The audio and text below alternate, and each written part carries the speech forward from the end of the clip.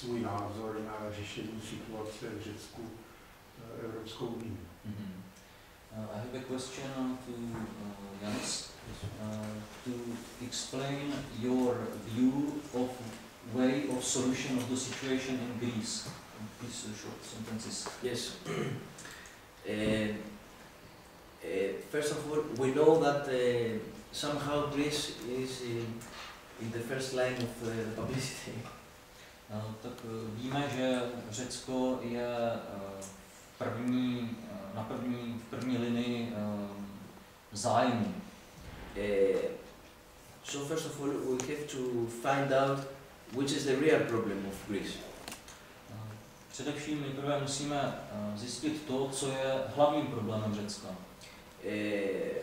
From our government and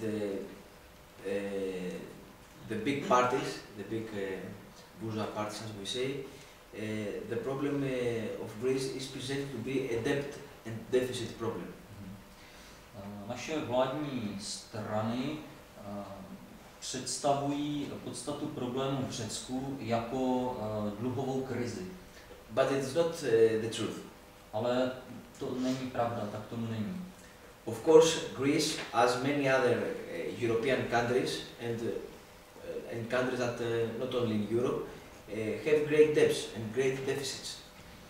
Samozřejmě Řecko, stejně jako řada dalších evropských zemí, má vysoké zadlužení.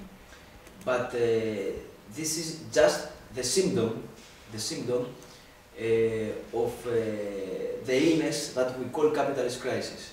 To je ale podle našeho názoru pouze symptom nemoci, kterou nazýváme kapitalistická krize. The real problem is the capitalist crisis, which hits not only weaker countries like Greece or Portugal, but also the big capitalist countries in Europe. Problémem je krize kapitalismu, která zasahuje nejenom menší země, jako je Řecko, ale také větší evropské země, jako je Germany. Not only weak countries, but also big capitalist countries. Ale také velké kapitalistické země Evropy. The debt is the result of the crisis. Dluh je výsledkem krize. And this is why, this is because the state, the Greek state, funded with billions of euro especially the last 2 years, the banks, the big enterprises, the big monopolies, in order to confront the crisis. V posledních letech řecké vlády napumpovaly miliardy eur do bank a různých velkých monopolních podniků. At the same time, at the time that the Greek state, the Greek government, is increasing the taxation for the working people, at the same time decreases the taxes for big enterprises. Zatímco řecká vláda na jedné straně zvyšuje zdaňování obyvatelstva, na straně druhé snižuje daně uvalované na velké podniky. That's why we are saying that the debt is the result of the crisis.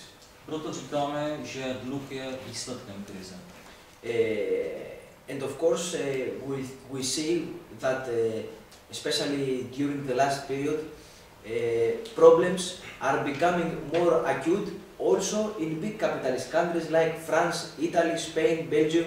V poslední době také jsme svědky toho, že problémy kapitalistické krize se prohlubují také ve velkých evropských zemích, jako je Německo, Španělsko, Belgie, Francie.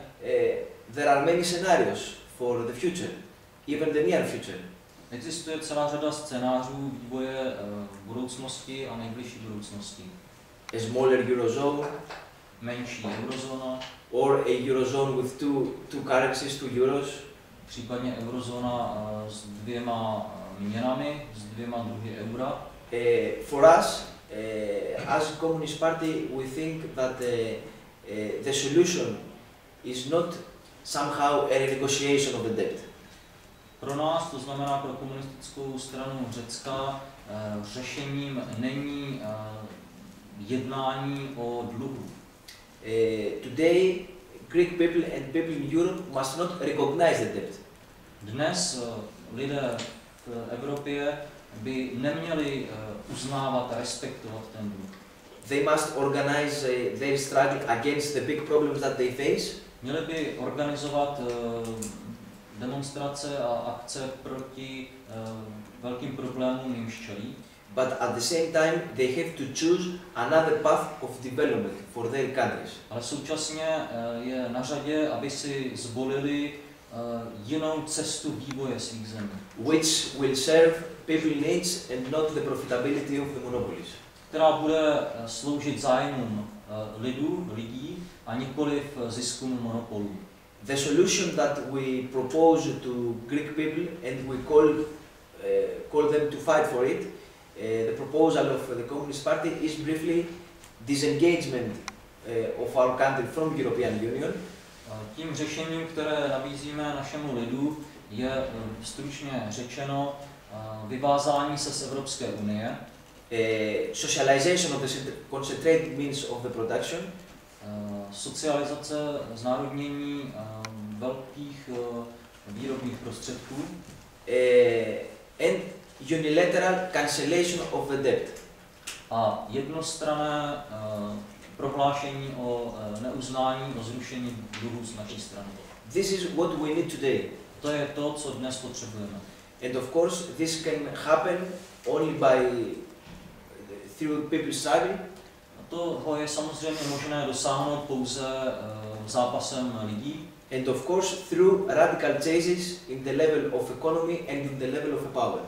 A samozřejmě radikálními změnami v oblasti ekonomiky a v oblasti mocenské. Which means that the economy and the power to serve people. To znamená, to be in the hands of people. To znamená, aby ekonomika a moc sloužila lidu, zájmu lidu. That's briefly what we believe, but we estimate that the problems will be even bigger in the very near future for European people. No, tak to vidíme my, ale domníváme se, že problémy lidí v Evropě, národů v Evropě se budou v nejbližší budoucnosti ještě zhoršovat a prohlubovat.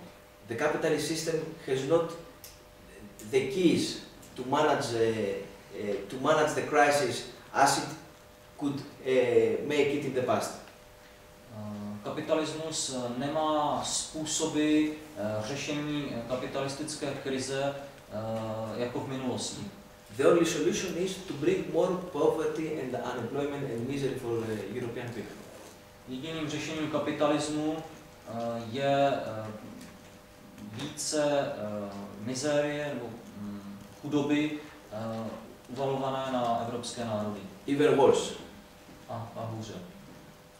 We shall not forget that the Second World War was the result of the big capitalist crisis of the 30s. Neměli bychom zapomínat, že druhá světová válka byla výsledkem hluboké krize kapitalismu ve 30. letech. And we must confront this situation. A musíme se této situaci postavit čelem.